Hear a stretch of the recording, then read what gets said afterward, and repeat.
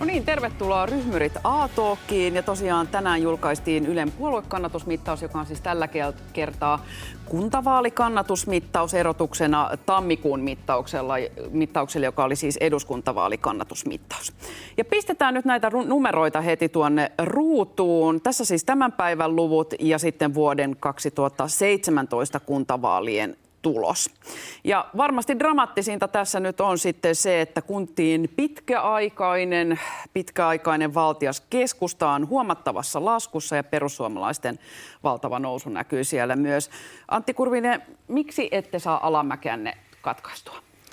No, en tiedä voiko galluppeja, miten niitä pitää vertailla. Sehän on se vanha sanonta, vale, emävale, tilasto, mutta jos ajatellaan vertailua tammikuun galluppi, joka toki oli eduskuntavaaligallup, mutta niitä kuitenkin... ei nyt voi ihan vertailla. No sanotaan nyt näin, että kuitenkin kysymys on vaaleista ja puolueista, niin kyllä tässä näkee, että kun mennään kuntavaaleihin, mennään ihmisten arkeen, mennään talouteen, palveluihin, me noustaan. Tietenkään emme ole tyytyväisiä tällaisiin 12-13% lukuihin, mutta tästä alkaa nousu, niin kuin näkyy tammikuun galluppiin verrattuna, ja teemme töitä kovasti, joka päivä tulee satoja ehdokkaita ja tästä me nousemme. Mutta ehdokkaita puuttuu vielä aika reippaasti teiltä. No niin, puuttui 4 vuotta sittenkin ja joka päivä kaikki aamut ja illat soitellaan kansanedustajat ja puoluevaikuttajat ja koko ajan rekisteriin ropisee nimiä.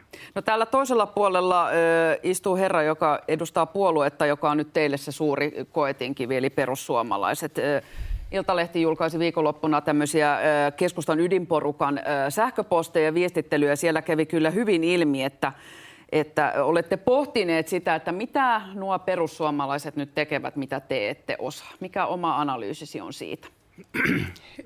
Kyllä nämä on sillä tavalla hirveän mielenkiintoiset kuntavaalit, että mä väitän, että tällä kertaa kuntavaaleja ei ratkaista Suomen 3, 4, 5 suurimmassa kaupungissa, vaan kuntavaalit ratkaistaan nyt maakunnissa, maaseudun kunnissa ja maakuntakeskuksissa. Mutta he ovat nyt ratkaisemassa sitä itselleen. Lasketaanpa äänet ensin, sitten vasta ratkaistaan, kun on vaalit käyty. Olen samaa mieltä teidän kanssa siitä, että varmasti näiden vaalien päävaihtoehdot on perussuomalaista keskusta.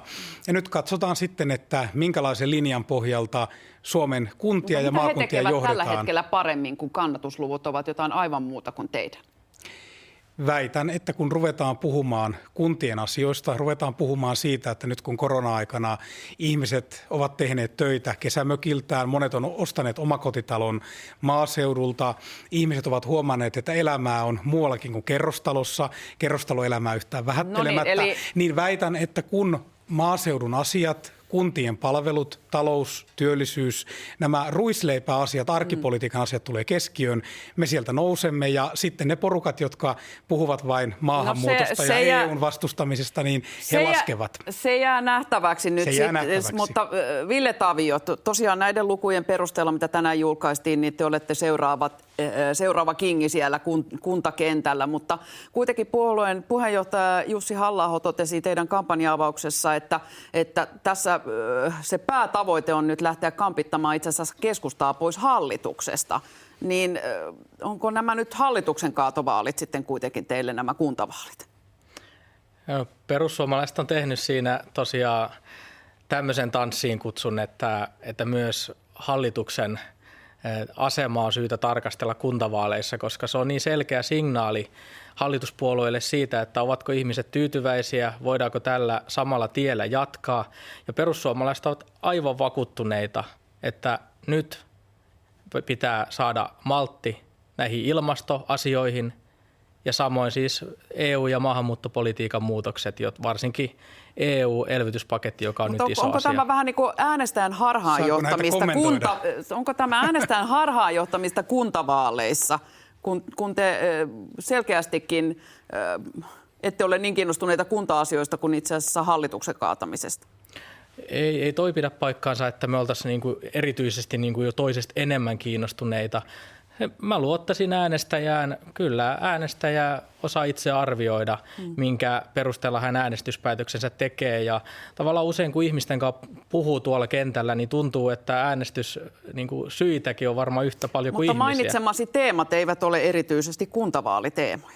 No ne on aika lailla, koska täytyy kuitenkin muistaa, mitä tapahtui silloin maahantulovyöryn aikaa, siirtolaiskriisin aikaa. Kunnat alkoi pystyttämään näitä vastaanottokeskuksia nopeasti ja ne on aika paljon kunnallisten päätöksenteon varassa. Samoin kiintiöpakolaisuus esimerkiksi omassa kotikaupunki Turussa, niin se on kunnan päätettävissä, että kuinka paljon se ottaa vastaan kiintiöpakolaisia. Ja EU-asioista, niin jos saan vielä sen verran sanoa, niin niistähän keskusta muun muassa on nimenomaan nyt tehnyt kuntapolitiikkaa, kun keskusta sanoo, että nämä Suomen tuolta EU-elvytyksestä häviämät palautusrahat, niin ne palautusrahat siis täällä, niitä jaetaan innoissaan. No, te olette tekemässä välikysymyksen EUn elpymispaketista, mutta me emme mene siihen elpymispakettiin tänään.